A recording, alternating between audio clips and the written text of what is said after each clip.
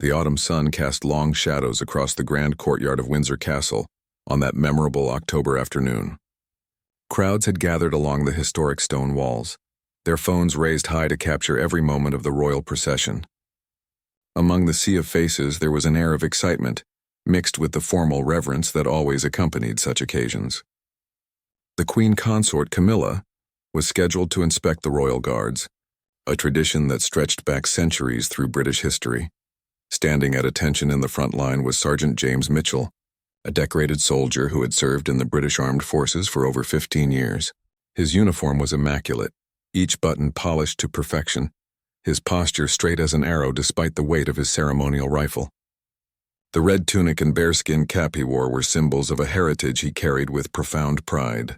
Behind his stoic expression lay years of training, countless hours of discipline, and a dedication to duty that had defined his entire adult life. The ceremony had been proceeding smoothly.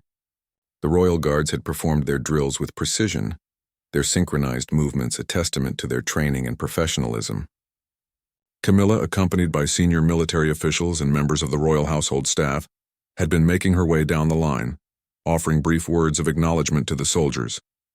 The protocol was well established and familiar to everyone present. Each guard would remain at attention, respond appropriately to any address, and maintain the dignity befitting their position. However, as Camilla approached Sergeant Mitchell, something unexpected occurred that would soon capture the attention of millions around the world.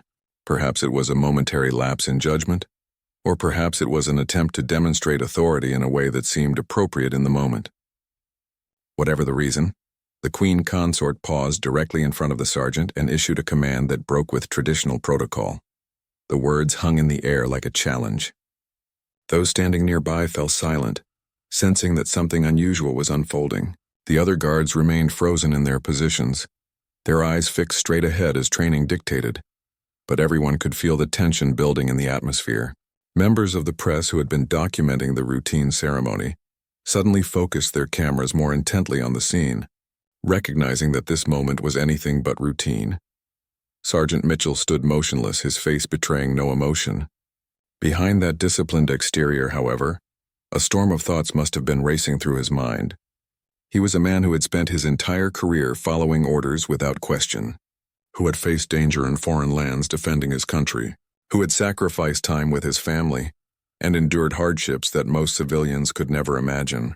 Every fiber of his being had been trained to respect the chain of command and honor the traditions of the service. Yet in that moment, standing before Camilla and the watching crowd, Sergeant Mitchell found himself at a crossroads. The command he had been given was not part of the standard protocol for such ceremonies. It was personal, almost arbitrary, and it struck at the core of something deeper than mere military procedure. This was about dignity, about respect, about the unspoken contract between those who serve and those they serve. The sergeant understood that his response would matter, though he could not have known just how much it would resonate with people across the globe. The seconds stretched out like hours. The autumn breeze rustled through the courtyard, carrying with it the whispers of history and the weight of expectation. Camilla stood waiting, perhaps expecting immediate compliance as she had grown accustomed to receiving throughout her years in royal circles.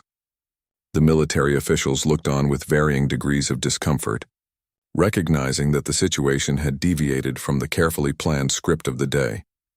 In the crowd, people began to murmur among themselves. Some pulled their phones closer, making sure they were recording what appeared to be an unusual confrontation. Others simply watched in fascination, uncertain of what would happen next but sensing that they were witnessing something significant. The energy in the courtyard had shifted from ceremonial formality to something more electric, more uncertain, more human.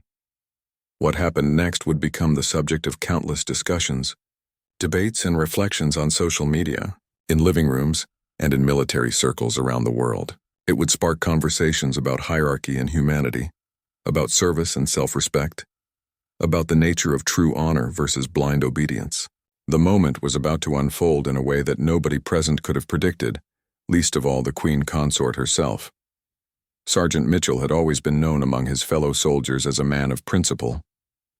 He was not confrontational by nature, but neither was he a man who would compromise his values without careful consideration. His superiors respected him for his judgment as much as his courage. His fellow soldiers looked up to him not just for his rank, but for the quiet strength of his character. He was the kind of person who led by example, who never asked others to do what he would not do himself. As the tension mounted in that sun-drenched courtyard, with cameras rolling and history holding its breath, the stage was set for a reply that would echo far beyond the ancient stones of Windsor Castle. What Sergeant James Mitchell said next would not only define that single moment, but would speak to something fundamental about human dignity that millions of people around the world were hungry to hear expressed. The ordinary autumn day was about to become extraordinary, and a simple exchange was about to become a powerful statement about honor, respect, and the courage to stand for what is right even in the face of authority. To understand the significance of what would happen in that courtyard, one must first understand the man at the center of it all. James Mitchell had not been born into privilege or military tradition. He grew up in a modest neighborhood in Manchester, the son of a factory worker and a school teacher. His childhood had been ordinary in most ways, filled with football matches in the street, homework at the kitchen table, and dreams of a future that seemed both distant and uncertain. At 17, James found himself at a crossroads that many young people face. University seemed financially out of reach, and the prospect of following his father into factory work felt suffocating to his restless spirit. It was during this period of uncertainty that he walked past an army recruitment office and saw a poster that would change his life forever. The image showed soldiers helping civilians in a disaster zone, and the caption read about service, honor, and making a difference. Something in that message resonated deeply with him. His mother had cried when he told her of his decision to enlist. She worried about the dangers, the distance, the sacrifices he would have to make. His father, though concerned, had gripped his shoulder firmly and told him he was proud. That mixture of fear and pride would become familiar emotions for his family over the years that followed. James entered basic training with determination burning in his heart, ready to prove himself and find the purpose he had been searching for. The training had been brutal. Every day tested his limits physically and mentally. There were moments when he questioned his decision, when the exhaustion seemed unbearable, when the drill sergeants pushed him to what felt like breaking point. But James discovered something important about himself during those challenging months. He had a capacity for resilience that surprised even him. More than that, he found meaning in the discipline, in the camaraderie with his fellow recruits, in the transformation from uncertain teenager to capable soldier. His first deployment came sooner than expected. At 19, James found himself in Afghanistan, part of a peacekeeping mission in a region torn by decades of conflict. The reality of war was nothing like the recruitment posters. He saw poverty that broke his heart, violence that shocked his soul, and courage from ordinary people that inspired him daily. He also experienced the bonds that form between soldiers who depend on each other for survival. Friendships forged in circumstances most people would never understand. During that first deployment, James earned his first commendation for bravery. His unit had come under fire while escorting a convoy of medical supplies to a remote village. When their lead vehicle hit an improvised explosive device, chaos erupted. While others took cover, James ran toward the damaged vehicle, pulling 2 injured soldiers to safety under heavy gunfire. His commanding officer later said that his actions had saved 2 lives without hesitation or thought for his own safety. James had simply done what needed to be done. The years that followed brought more deployments, more challenges, and more growth. James rose through the ranks not through political maneuvering, but through genuine competence and the respect of his peers. He became known as someone who led from the front, who never asked his soldiers to do anything he would not do himself, who listened as much as he commanded. He was the kind of leader who remembered the names of everyone under his command, who checked on their families back home, who celebrated their successes and supported them through their struggles. But military service had come with costs that were not visible on his uniform. James had missed his younger sister's wedding because he was deployed overseas. He had received news of his grandmother's death through a crackling phone line from a base thousands of miles away. He had watched relationships with girlfriends fall apart under the strain of distance and uncertainty. The medals on his chest represented not just moments of courage, but also sacrifices that had shaped who he had become. Perhaps most difficult were the invisible wounds he carried. James had seen things in combat that haunted his dreams.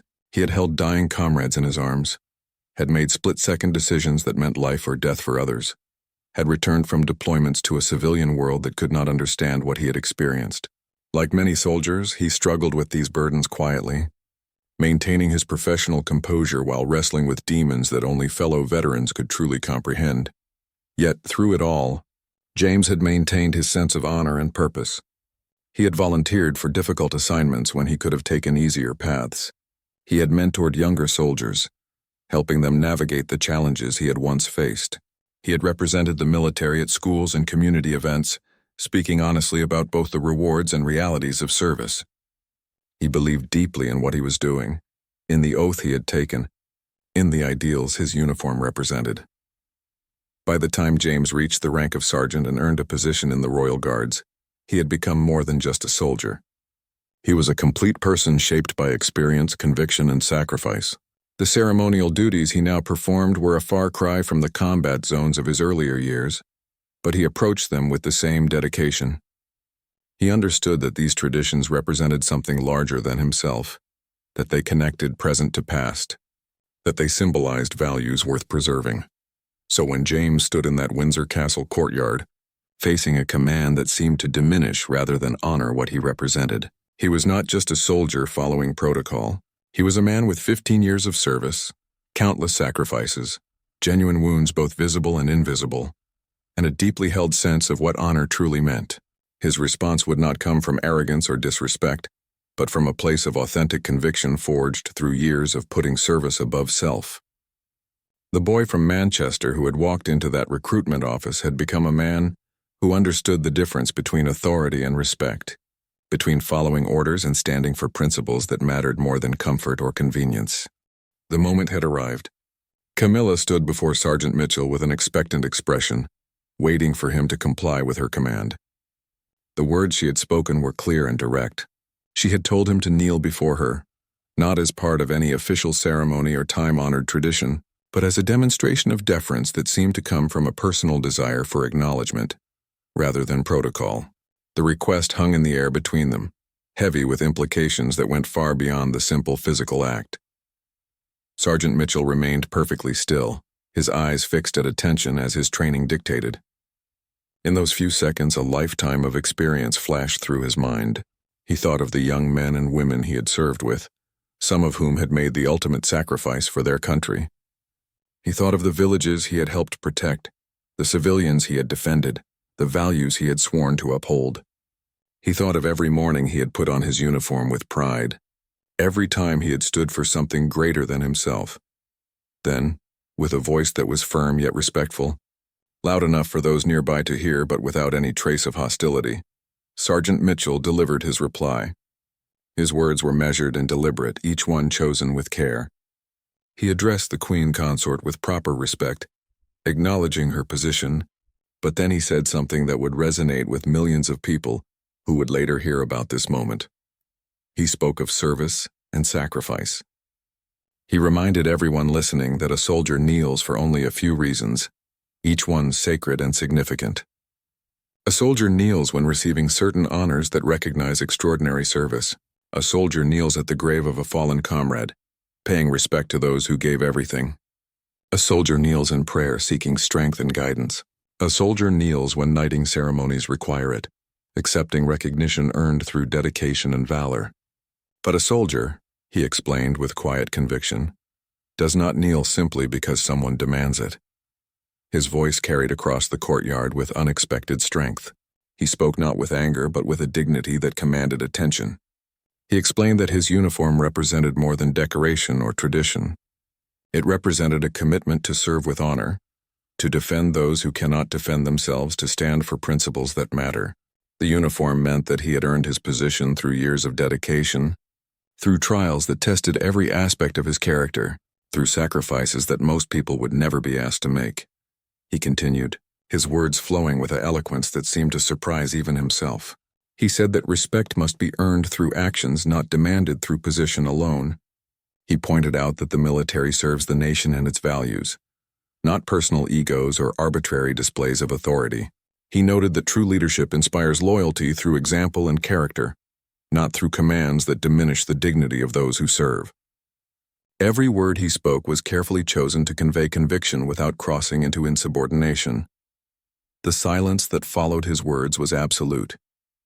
You could have heard a pin drop in that massive courtyard.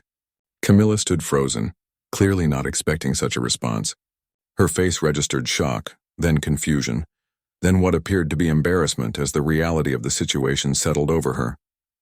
The military officials nearby exchanged glances, some nodding almost imperceptibly in agreement with what the sergeant had said, others uncertain how to react to such an unprecedented moment. The crowd, which had been murmuring moments before, had gone completely silent. People were processing what they had just witnessed. This was not the scripted pageantry they had come to see. This was something real, something raw, something that spoke to fundamental questions about power and respect, authority and dignity. Phones continued to record, but even the people holding them seemed transfixed by the gravity of what was unfolding before their eyes. Sergeant Mitchell concluded his response with words that would become the most quoted part of his entire statement. He said that he would gladly lay down his life for his country and those it stood for, that he had proven his dedication through years of service, but that his dignity as a soldier and as a human being was not something he could surrender on command. He said these things not with defiance but with a calm certainty that made his position unassailable. He was not refusing to serve, he was refusing to be diminished. What happened next surprised everyone. Camilla, perhaps recognizing that she had miscalculated, perhaps moved by the sincerity and strength of his words, took a step back. There was a moment where various emotions played across her face. She could have escalated the situation, could have insisted on her authority, could have turned the moment into a confrontation.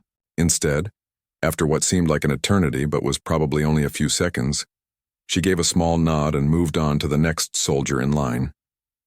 The ceremony continued, but everything had changed. The atmosphere was different, charged with an energy that had not been there before.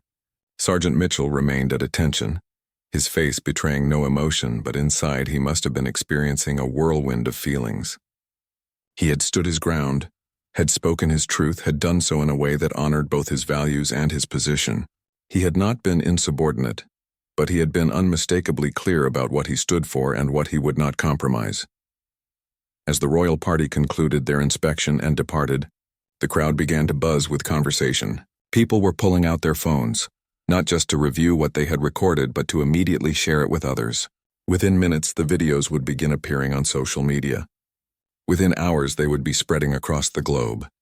Within days, millions of people would be watching this exchange, debating its significance, sharing their own thoughts on what it meant. Sergeant James Mitchell had delivered a reply that would indeed prove unforgettable, not because it was clever or confrontational, but because it was honest, principled, and profoundly human. The ceremony had ended, but the real story was just beginning. As the royal party's motorcade departed Windsor Castle, the people who had witnessed the exchange stood in clusters, animatedly discussing what they had seen. Some defended Camilla, arguing that as queen consort she deserved deference.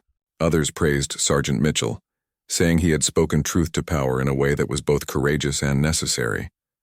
Almost everyone agreed on one thing. They had witnessed something extraordinary that would be talked about for a long time.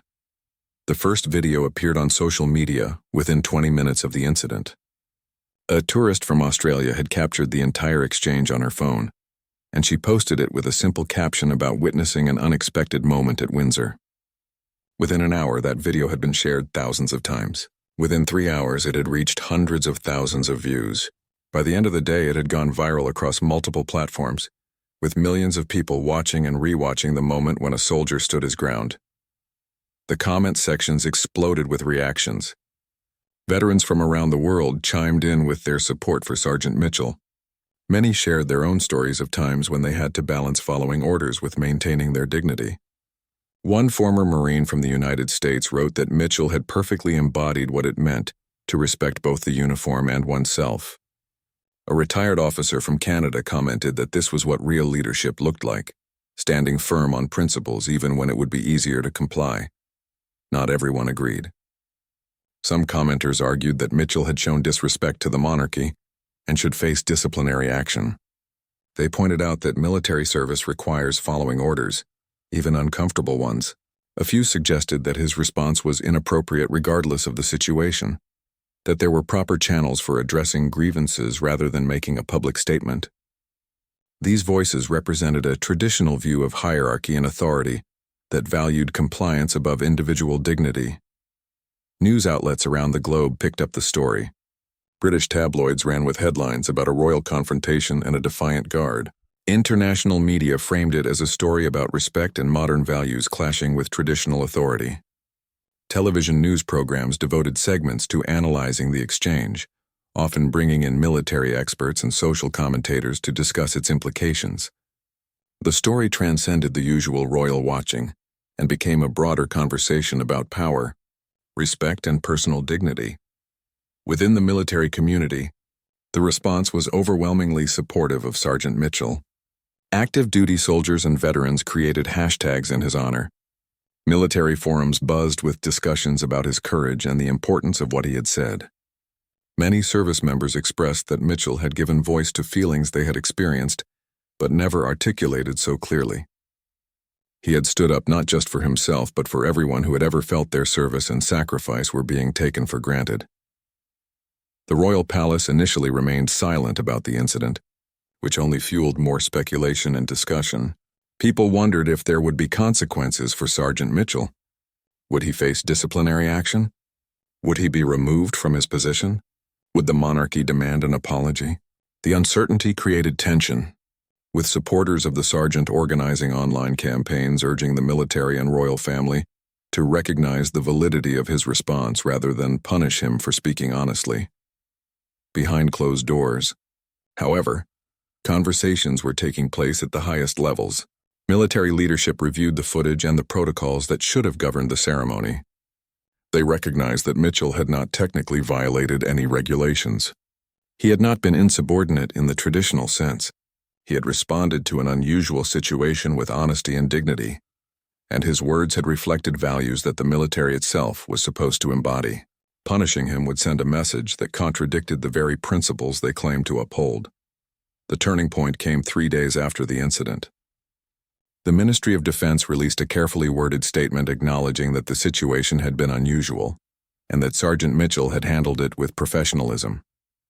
While the statement did not explicitly criticize anyone, it made clear that soldiers were expected to maintain their dignity and that respect in the military was a two-way street. The statement stopped short of full vindication, but it was enough to signal that no disciplinary action would be taken. More surprisingly, a week after the incident, Camilla herself made an indirect acknowledgement of the situation during a speech at a military charity event. While she did not mention Sergeant Mitchell by name or address the incident directly, she spoke about the importance of truly valuing those who serve, of recognizing their sacrifices not just with words but with genuine respect and understanding. Some interpreted this as an apology, others as simply good public relations, but most agreed it was an acknowledgement that something important had been learned from the exchange. For Sergeant Mitchell himself, the days following the incident were surreal. He had reported for duty the next day as usual, unsure what to expect. His fellow guards treated him with a mixture of respect and camaraderie, many privately expressing their admiration for what he had done. His commanding officers had been professional, neither condemning nor explicitly praising his actions, but there was an unspoken understanding that he had navigated an impossible situation as well as anyone could have. Media requests poured in. Everyone wanted to interview him, to hear more of his story, to understand the man behind the moment. But Mitchell declined them all. He had said what he needed to say in that courtyard, and he had no interest in becoming a celebrity or a symbol beyond that. He wanted to return to his duties, to serve his country as he had always done without the spotlight or the controversy. His refusal to capitalize on his moment of fame only increased the public's respect for him, showing that his response had indeed come from genuine principle rather than desire for attention or gain. As weeks passed and the immediate controversy faded, something deeper began to emerge. The story of Sergeant Mitchell and his unforgettable reply started to mean different things to different people. Yet all these interpretations shared a common thread. The encounter in the Windsor courtyard had touched something fundamental about human dignity that resonated across cultures, professions, and life experiences. People saw in that moment reflections of their own struggles with authority, respect, and self-worth. For many working people, Mitchell's stand represented every time they had felt undervalued by employers or managers who demanded respect without earning it. Office workers shared the video with comments about bosses who expected submission rather than inspiring loyalty. Teachers talked about administrators who issued commands without understanding the realities of the classroom. Nurses discussed hospital executives who made decisions affecting patient care without consulting those who actually provided it. The sergeant's words gave voice to a universal experience of feeling diminished by those in positions of power. Parents found in the story a teaching moment for their children. They used it to discuss the difference between authority and respect, between following rules and maintaining personal dignity. Families watched the video together and talked about when it was right to stand up for yourself, even when it might be uncomfortable or risky. Schools incorporated the incident into discussions about character, values, and civic responsibility. The sergeant had provided a real-world example of principles that are often taught in abstract terms, but rarely demonstrated so clearly. In psychology and leadership circles, the exchange became a case study. Experts analyzed the power dynamics at play, the way Mitchell had asserted his dignity without being aggressive, and how his response had been both firm and respectful. Leadership consultants used the video in training sessions to illustrate the difference between positional authority and earned respect. Therapists pointed to it as an example of healthy boundary setting and self-advocacy. The incident provided practical illustrations of concepts that professionals had been teaching for years. The military community found even deeper meaning in Mitchell's words. Veterans spoke about how his response honored not just himself, but every person who had ever worn a uniform.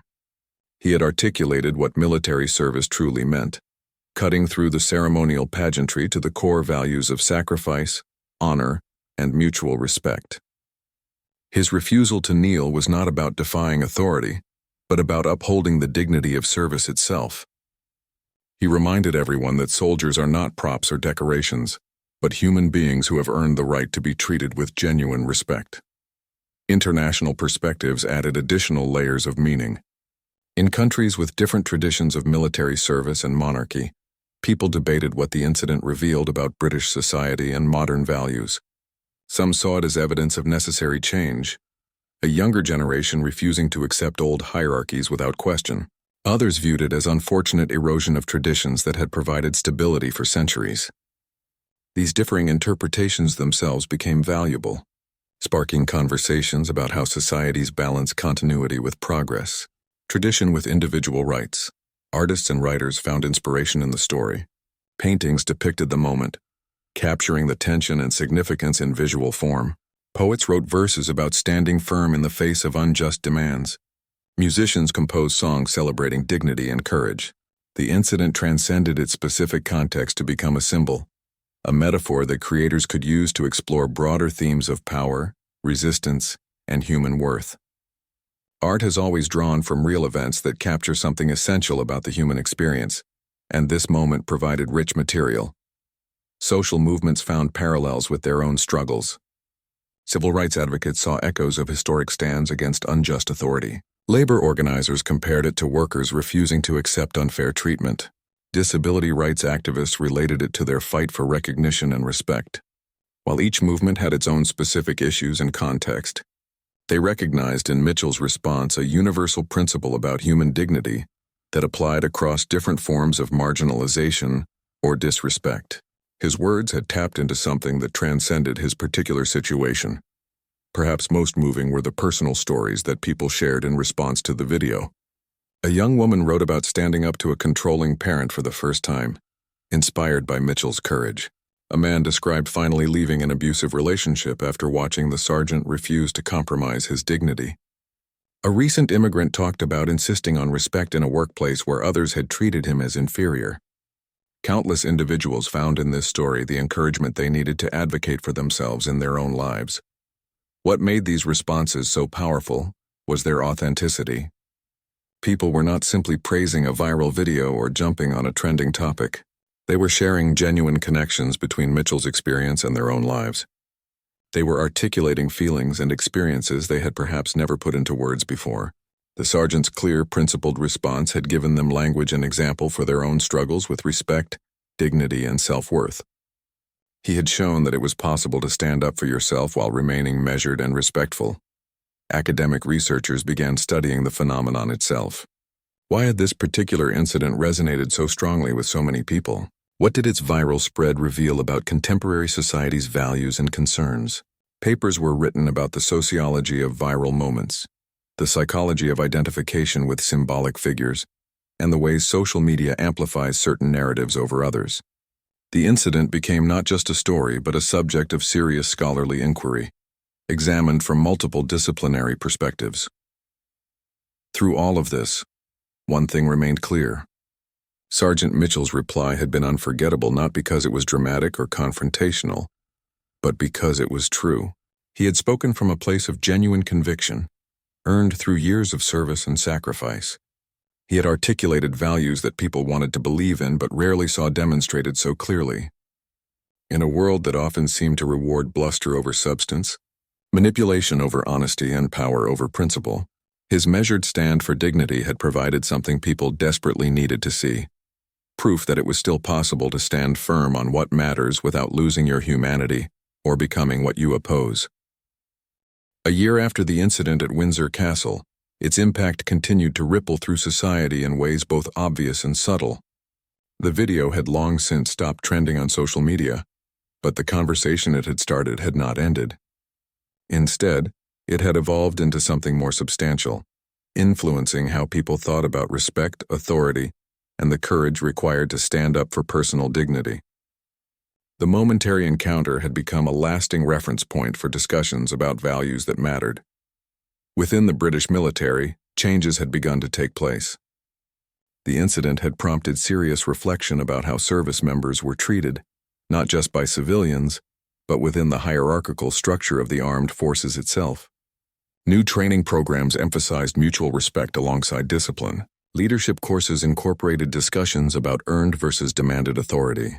While no official policy cited the Windsor incident specifically, those involved in developing these changes acknowledged that Mitchell's stand had been a catalyst for conversations that were long overdue. The royal family had also learned from the experience. While they never issued any formal apology or extensive public statement, their actions showed a different approach to interactions with military personnel and the public. There was more care taken to ensure that ceremonial interactions honored rather than trivialized the service of those involved. Advisory councils now included more voices from various backgrounds, ensuring that decisions about public engagements considered multiple perspectives. The monarchy was adapting to modern expectations while maintaining traditions that truly mattered. In workplaces across the country and around the world, the story had become shorthand for standing up to unreasonable demands from authority figures. When someone mentioned the royal guard who refused to kneel, everyone knew what it meant. It had become part of the cultural lexicon, a shared reference that could be invoked in discussions about workplace dignity, professional respect, and the importance of maintaining personal boundaries even in hierarchical settings. Water cooler conversations and union meetings alike referenced the incident when discussing how to address power imbalances. Educational institutions had incorporated the incident into their curricula in various ways. Ethics classes used it as a case study in moral courage and principled stands. Communication courses analyzed how Mitchell had expressed disagreement while remaining respectful. History classes placed it in the context of evolving relationships between citizens and authority. The story provided a contemporary example that helped students understand abstract principles through concrete, relatable situations. It showed young people that standing up for yourself did not require being rude or aggressive. For Sergeant Mitchell himself, life had eventually returned to a version of normal, though he would never be quite anonymous again.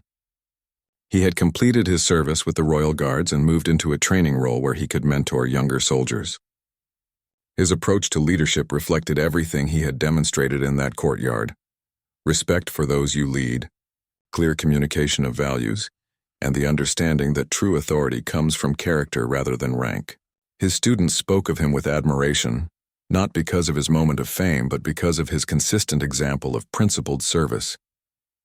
He had eventually given one interview, a year after the incident, to a military magazine rather than mainstream media.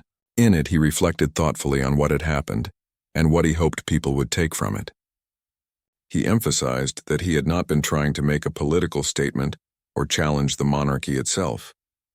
He had simply been defending the dignity that every person deserves, regardless of their position or profession.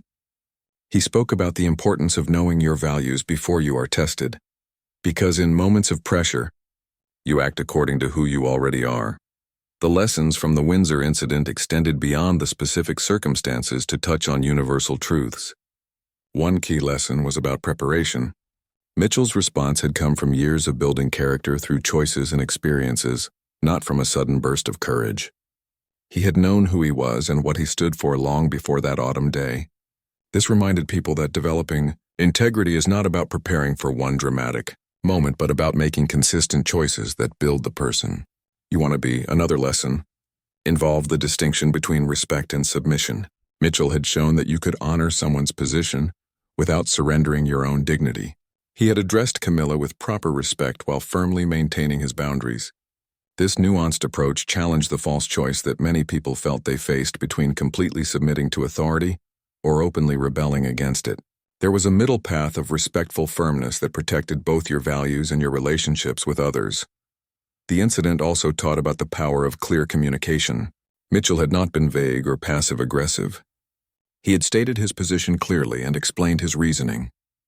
His honesty, delivered without hostility, had made his message powerful and difficult to dismiss. People learned that standing up for yourself did not require being unkind or making others wrong. It simply required being clear about your boundaries and the principles behind them. Perhaps most importantly, the story demonstrated that individual actions could still matter. In an age of massive systems and overwhelming global challenges, it was easy to feel powerless. But Mitchell had shown that one person, standing firm on principle in their own sphere of influence, could create ripples that extended far beyond their immediate situation. He had not set out to change the world, but by simply being true to his values in one moment, he had touched millions of lives and contributed to meaningful conversations about respect and dignity. The incident continued to be referenced in popular culture. Television shows wrote storylines inspired by it. Motivational speakers used it in their presentations. Books about leadership and personal development included it as an example. Each retelling and reference kept the core message alive: that dignity matters, that respect must be earned, and that standing up for your values is both possible and important.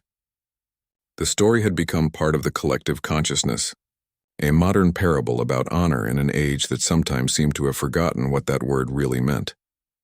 As time continued to pass, the specific details would inevitably fade from public memory. Fewer people would remember the exact date or the precise words that were spoken, but the essence of what happened that day at Windsor Castle would endure. Sergeant James Mitchell had faced an unjust demand and responded with courage, respect, and unwavering dignity.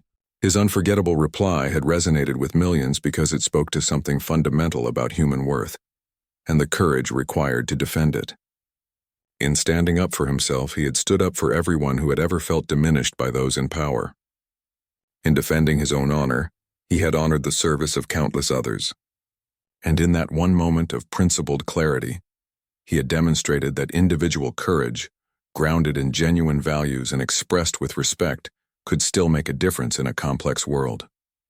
The Royal Guard's honor story had indeed moved millions, not through manipulation or spectacle, but through the simple, powerful truth of one person standing firm on what mattered.